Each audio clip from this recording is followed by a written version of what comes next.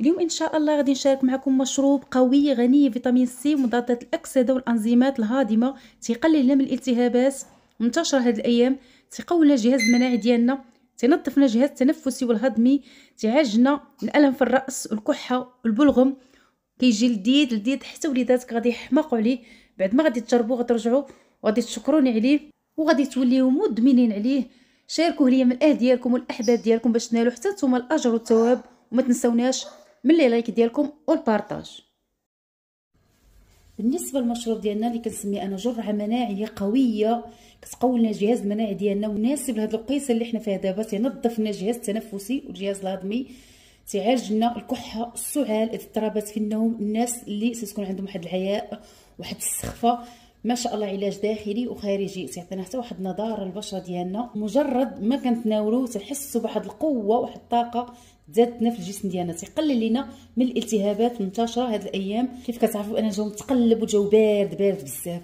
المهم بلا ما نطول عليكم غنمشي نشارك معكم العصير. بالنسبه للمكونات ان شاء الله غتكون متوفره في كل بيت. غادي نحتاجوا هنايا البرتقال او الليمون، كيف كتعرفوا ان البرتقال والليمون غني بلا فيتامين سي اللي كيسخن الجسم ديالنا وتيحميه من الفيروسات، تيقوي لنا الجسم ديالنا. عندي هنا الحامض نفس الشيء، حتى هو ما شاء الله غني بلا فيتامين سي، تيحمينا الجسم ديالنا، تيقوي لنا الجهاز المناعي، وفي نفس الوقت تنظف لنا الجهاز التنفسي والجهاز الهضمي.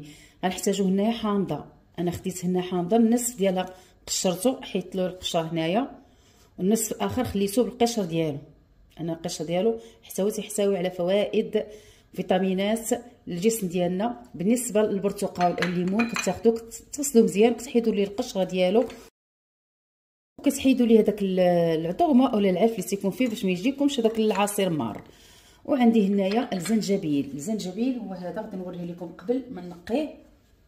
هذا ما شاء الله عنده واحد الفوائد لا تحصى، مازال غادي نشارك معكم به وصفات عديده لا للبشره ولا الشعر ولا الجسم ديالنا بعد ما كنتناولوه. مسكن للالام، طبيعي، قاتل للبكتيريا، كيعالجنا السعال، التهابات الحلق، كيهدئ لينا الجسم ديالنا من السعال والكحه في الحال فوري النتائج في تنظيف الصدر ديالنا من السعال ومن الكحه، وتيسخن الجسم ديالنا وتيخلصنا من البلغم. وعندي هنايا الكركم اولا الخرقوم، هو هذا انا غادي نوريه لكم قبل ما نقيه. اي عطار مشيتو عنده غادي تلقاوه عنده، اي عطار. الكركم غزال سواء بالنسبه للناس اللي كيتناولوه هكا طري، اللي كيتناولوه ما توفرتوش غير مع اننا متوفر، اي عطار مشيتي عنده كتلقايه عنده هاد المكونات انا ذكرتهم ليك. كيف كتعرفوا بان الكركم ما شاء الله كيحتوي على ماده قويه اللي كتحمينا الجسم ديالنا من السرطانات، كيحمي لنا الكبد من التسمم، كينظف لنا الكلى، كما انه غني بالالياف الغذائيه واملاح معدنيه، ما شاء الله غني بالعديد من القيم الغذائيه. تيعالجنا البلغم، كما انه كيعالجنا الاكتئاب، اضطرابات النوم. علاش هذا العصير ان شاء الله مفيد حتى للناس اللي تعانيو من اضطرابات النوم. وعندي هنايا غادي نضيفو غير واحد راس معيقه ديال العفو ديال الابزار، نحاولوا باش ناخذوا هكا جديد، غير واحد راس معيقه. هذا الابزار شنو الدور ديالو هنا في هذا المشروب؟ انه كيساعدنا على امتصاص الكركمين في الجسم ديالنا، حتى الفيتامينات اللي غادي يستافد منها الجسم ديالنا بهذا المشروب. غادي ناخذ هنا واحد طحانه او كاس ديال الطحانه، غادي ندير فيه المكونات هنايا. وعلى فكره كيجي لذيذ حتى وليداتك غادي يشربوه ليك. غادي ندير فيه هنايا البرتقال، او عرفتي راه كيدير لكم حتى المده ديال 5 ايام. يمكن لكم هنايا تحضروا كميه كثيره وغتحتفظوا بها في القريعات. انا غادي نشارك معكم الطريقه اللي كندير ليه باش ما تبقاش تحضروه كل مره، وغادي يجيكم ساهل. غادي ندير هنايا الحامض، غادي نضيف عليه هنايا الزنجبيل والكركم، نحاولوا باش نغسلوهم ونقيوهم. هادشي كلشي غادي تطحن، واخا ديري هكا غادي نطحنوا لكم. ومن طبيعه الحال غادي نطحنوه بالماء، حاولوا باش تاخذوا ماء معدني او الماء كتغليوه مزيان وكتخليوه يبرد. يمكن لكم تغليوه في الليل وتخليوه يبرد حتى الغد ليه عاد طحنوا به العصير ديالنا.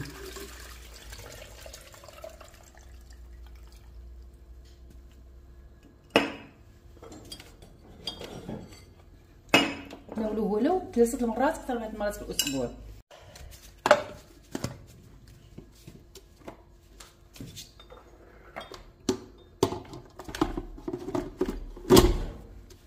غادي نطحنو مزيان، نحيد هنا الصوت باش مصدعكمش.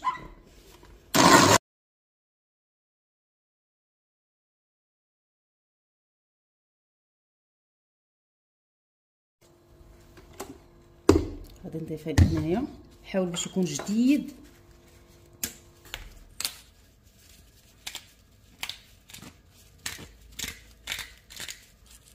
صافي غير واحد الرشيشه. بطبيعه الحال غادي نحليوه بالعسل الطبيعي. ما كانش عندكم العسل الطبيعي بلا ما تضيفوه، راه ما غاديش تستافدوا من فوائد ديال هذا المشروب. يمكن لكم تحليوه بالتمر ما كنتوش متوفرين العسل الطبيعي، حليوه بالعسل.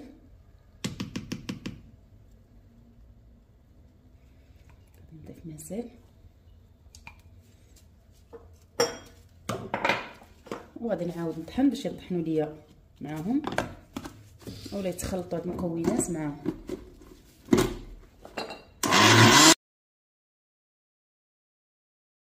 صافي غادي ناخدو غادي نصفيو واحد الصفايه. غادي نصفيه هنايا غير باش ما يبقاش عندنا داك الجلف ديال الزنجبيل. دير هذاك النصف حامضه. شوفوا ما شاء الله راه تيجي خاطر. ها نتوما شوفوا معايا.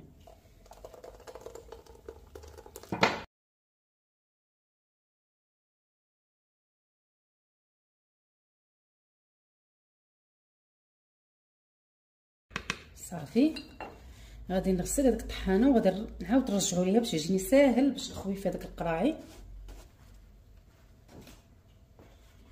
غادي نغسلها وغادي نرجعوا لها. وهذا هو العصير ديالنا. هانتوما كيجي عاقد.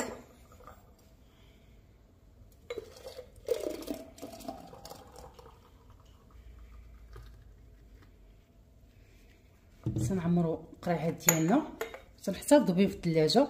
كيف قلت لكم هاد الكميه يمكن لها دير لكم حتى المده ديال 4 ايام. غير حاولوا باش تحتفظوا بهم في الباب ديال الثلاجه، تسدوهم مزيان باش تبقاو محافظين على الفوائد ديالهم.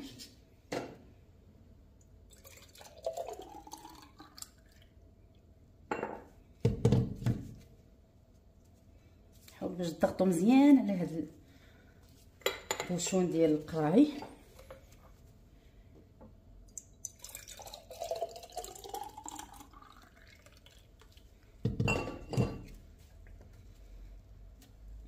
العصير ديالنا كيفاش كيجي خاسر على فكره، كيجي لذيذ كيف قلت لكم. حتى وليداتكم غادي يشربوه لكم. بسم الله.